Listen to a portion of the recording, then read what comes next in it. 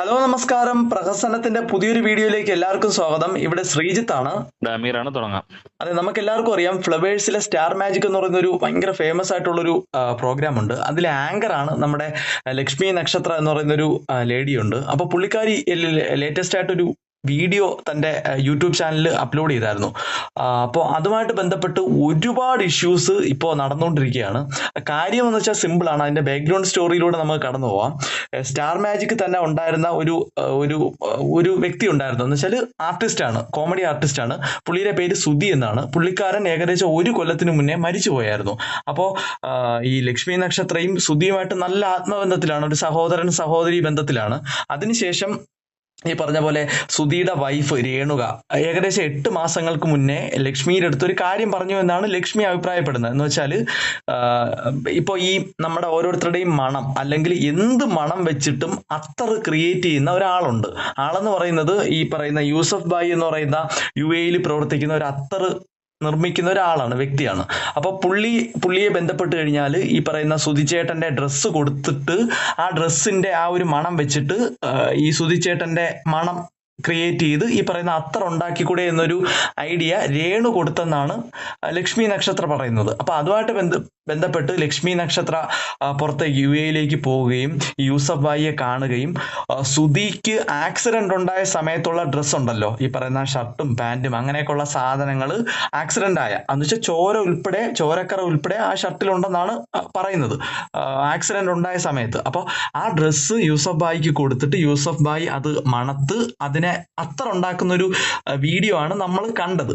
വീഡിയോയുടെ പ്രശ്നം എന്ന് പറയുന്നത് എന്താ പറയാ, BGM ഇടുന്നുണ്ട്, അതുപോലെ തന്നെ ശരിക്കും ഇമോഷണൽ ആവുന്നുണ്ട്. പക്ഷെ ഇതൊക്കെ ജനങ്ങളിലേക്ക് എത്തിയപ്പോൾ ഭയങ്കര നെഗറ്റീവായിട്ടാണ് ബാധിച്ചേക്കുന്നത്. കാര്യം എന്ന് വെച്ചാൽ ഇങ്ങനെ ഒരു കണ്ടന്റ് എന്തിനാണ് ജനങ്ങളിലേക്ക് എത്തിച്ചത്?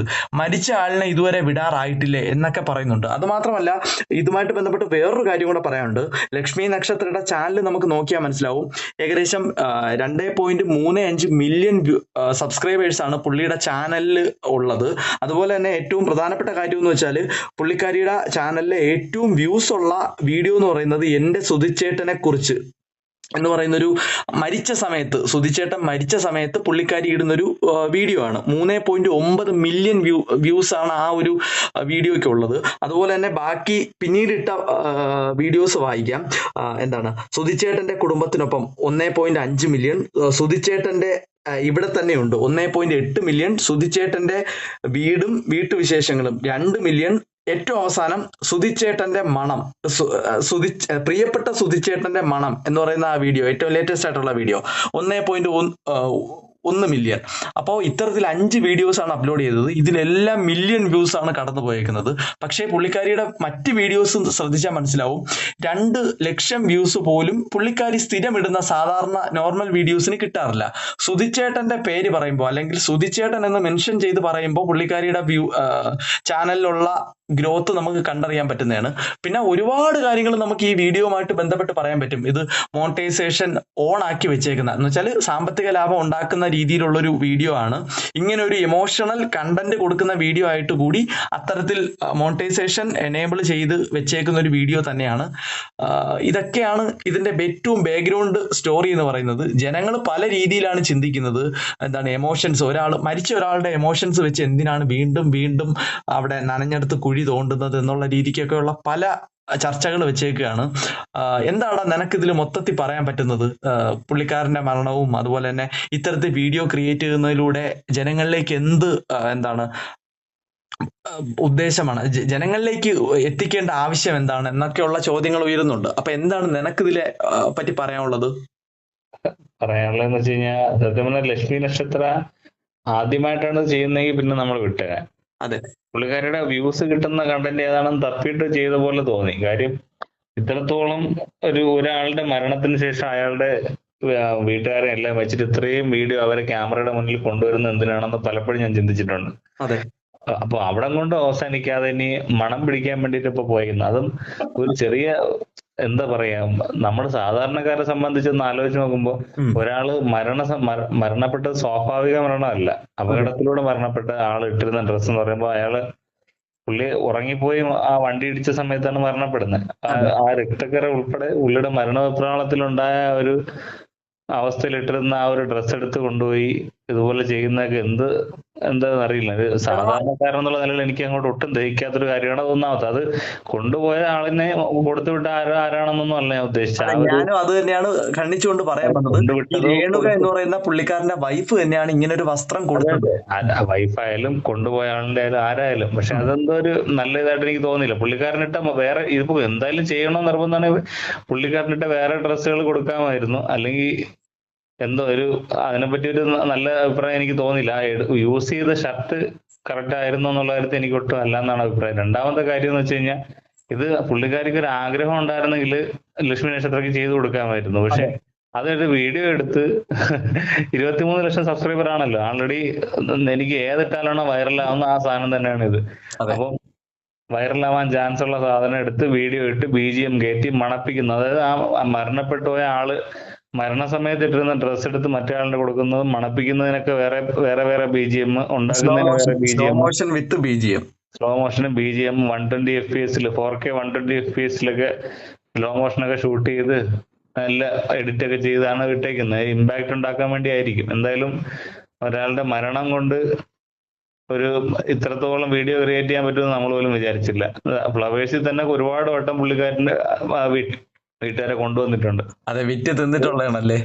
അത് നല്ലൊരു TRP കിട്ടിയിട്ടുണ്ടാവും ആ സമയത്തൊക്കെ. എടാ ഇതില് ഞാനൊരു കാര്യം ഒരു തവണ ചോദിക്കട്ടെ. ഞാൻ ഒന്ന് കംപ്ലീറ്റ് ചെയ്യാം. ഒരു തവണ കൊണ്ടുവരുന്നതിൽ തെറ്റില്ല. അവർക്ക് റെക്കഗ്നിഷൻ കിട്ടാൻ വേണ്ടിയിട്ട് കുഴപ്പമില്ല. അപ്പം സുധിചേട്ടന്റെ വൈഫ് ആരാണെന്നുള്ളതൊക്കെ എല്ലാവർക്കും ആൾറെഡി മനസ്സിലായി കഴിഞ്ഞത് തന്നെയാണ്. അപ്പൊ റെക്കഗ്നിഷന് വേണ്ടിയിട്ടൊന്നും അല്ല, ഇവർക്കൊരു TRP റേറ്റിംഗ് അല്ലെങ്കിൽ വ്യൂസ് കിട്ടാൻ വേണ്ടിയിട്ട് ഉള്ള ഒരു ഗിമ്മിക്ക് പോലെ എനിക്ക് തോന്നി. അപ്പം അഥവാ ഇത് ചെയ്തു കൊടുത്ത നല്ല കാര്യമാണെങ്കിൽ ഒരു വീഡിയോ ചെയ്യേണ്ട ആവശ്യം ഉണ്ടായിരുന്നോ?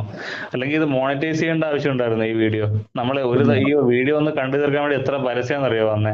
ശരിയാണ്. ഓരോ 8 മിനിറ്റോടും പരസ്യം വന്നുകൊണ്ടിരിക്കുന്നുണ്ടായിരുന്നു.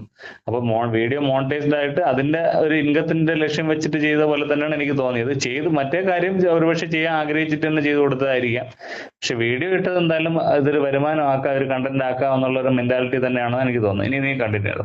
എടാ ഇതിന്റെ പല ആംഗിള് നമുക്ക് പറയാൻ പറ്റും. എന്ന് വെച്ചാൽ ഇങ്ങനൊരു വീഡിയോ ഇറക്കുന്നതിലൂടെ യൂസഫ് ഭായിനെ പറ്റി സത്യത്തിൽ ഞാൻ ആദ്യമായിട്ടാണ് കേൾക്കുന്നത്. ഇങ്ങനെ ഒരു ആശയം ഇതിന്റെ പുറകിലുണ്ടെന്ന് വെച്ചാൽ എന്ത് മണം ഉപയോഗിച്ച് വേണമെങ്കിലും നമുക്ക് അത്തർ ഉണ്ടാക്കാൻ പറ്റുമെന്ന്. അപ്പൊ നമുക്ക് നമ്മുടെ വേണ്ടപ്പെട്ട ആരെങ്കിലും മരണപ്പെട്ടു പോവുകയോ അല്ലെങ്കിൽ നമ്മുടെ വേണ്ടപ്പെട്ട ആരെങ്കിലും അടുത്തില്ലെങ്കിലോ അവരുടെ മണം നമുക്ക് സ്മെല്ല് ചെയ്ത് അവർ ഉണ്ടെന്നുള്ളൊരു ഫീലിലേക്ക് എത്താൻ ഈ ഒരു സംവിധാനത്തിലൂടെ പറ്റുമല്ലോ. ആ ഒരു ആശയമല്ലേ സത്യത്തിൽ ഈ ഒരു വീഡിയോയിലൂടെ പുള്ളിക്കാരി ഉദ്ദേശിച്ചത്? അങ്ങനെ നമുക്ക് പോസിറ്റീവായിട്ട് ചിന്തിച്ചുകൂടെ എന്നാണ് ഞാൻ ചോദിക്കുന്നത്.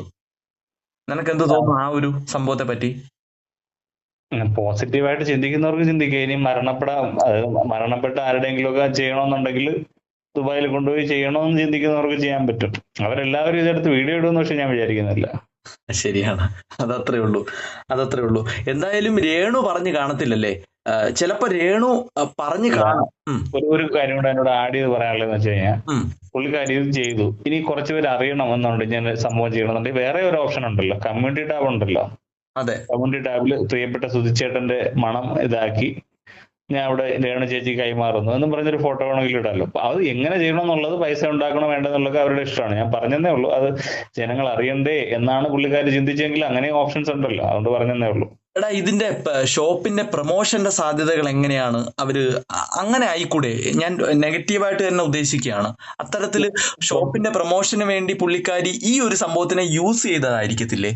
ദുബായില് ആൾറെഡി പുള്ളി ഭയങ്കര ഫേമസ് ആണ്. പക്ഷെ കേരളത്തിൽ നിന്ന് അങ്ങനെ ആരും പോകുന്നുള്ള കാര്യം എനിക്ക് അറിയത്തില്ലായിരുന്നു. പിന്നെ പ്രൊമോഷൻ ആണോന്ന് വെച്ചാൽ ഉറപ്പായിട്ടും പ്രൊമോഷനുള്ള സാധ്യത ഉണ്ടല്ലോ അവിടെ.